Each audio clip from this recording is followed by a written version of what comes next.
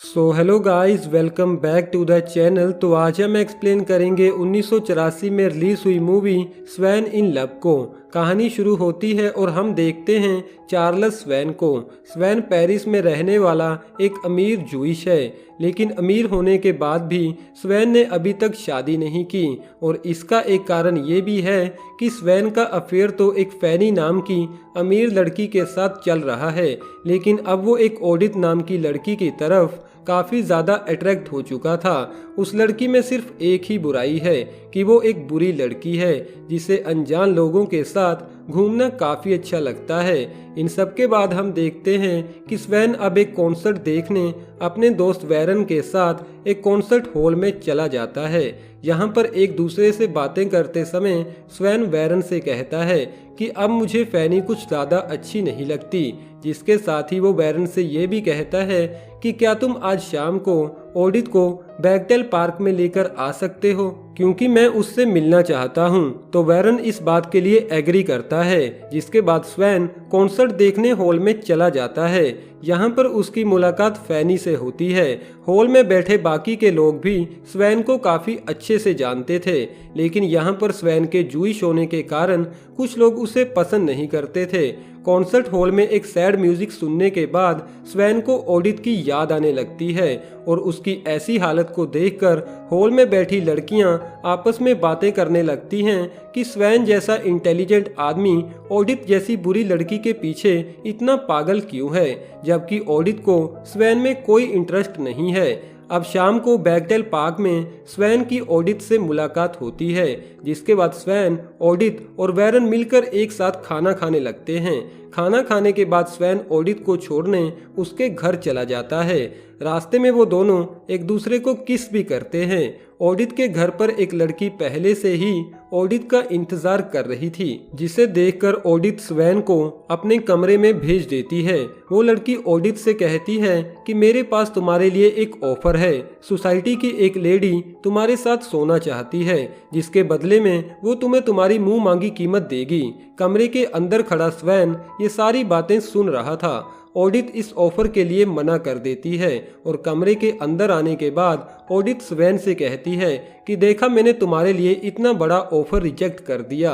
लेकिन यहाँ पर स्वैन को ओडिथ पर शक होने लगता है, लेकिन स्वैन के पूछने पर ओडिथ उसे कुछ नहीं बताती और डिनर के लिए मैडम रिन के घर पर चली जाती है। मगर दूसरी तरफ स्वैन ओडिथ की असलियत का पता लगाने के लिए एक पास वाले मोटेल में चला जाता है। मोटेल की हेड स्वैन से कहती है कि इस बारे में हमारी वर्कर चोल तुम्हारी मदद कर सकती है, जिसके बाद स्वैन उस चोल नाम की लड़की के साथ एक कमरे में चला जाता है। अब उस लड़की के साथ रोमांस करते समय स्वैन उससे ओडिथ के बारे में पूछता है।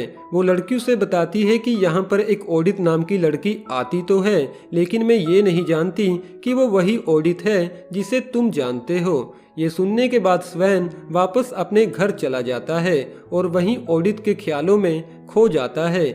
आधी रात को स्वैन अचानक से ओडिथ को मिलने के लिए शहर के म्यूजिक हॉल में पहुंचता है, लेकिन वहां पर शो खत्म हो चुका था और सभी लोग घर वापस जा चुके थे। लेकिन इसके बाद भी स्वैन ओडिथ को ढूंढते हुए एक रेस्टोरेंट में जा पहुंचता है, जहां पर ओडिथ, मैडम रिन बाकी के लोगों के साथ डिनर कर रहे थे। वो सभी लोग स्वैन को भी अपने साथ डिनर करने के लिए बोलते हैं। डिनर खत्म होने के बाद स्वैन ओडिथ से कहता है कि चलो मैं तुम्हें तुम्हारे घर छोड़ देता हूँ, लेकिन ओडिथ स्वैन को छोड़कर मैडम रिन के साथ वहां से चली जाती है। ये देखने के बाद स्वैन ओडिथ से और ज्यादा नाराज हो जाता है, लेकिन वापस घर जाते समय स्वैन फिर से ओडिथ के घर के बाहर आ जाता है। उधर ओडिथ भी अभी तक सोई नहीं थी, तो वो स्वैन को अपने घर के अंदर लेकर चली जाती है। यहाँ पर स्वैन ओडिथ को एक नेकलेस गिफ्ट करता है, जिसके बाद स्वैन ओडिथ के करीब आने की कोशिश करता है। हालांकि ओडिथ भी इसके लिए तैयार थी, लेकिन ओडिथ के ऊपर शक वाले ख्याल स्वैन के मन से जाने के लिए तैयार नहीं थे। मगर आखिर में ओडिथ स्वैन को अपने साथ सोने के लिए मना ही लेती है। इन सब के दौरान ओडिथ स्वैन को बताती है कि उसकी बेस्ट फ्रेंड की अपने बॉयफ्रेंड के साथ शादी हो चुकी है।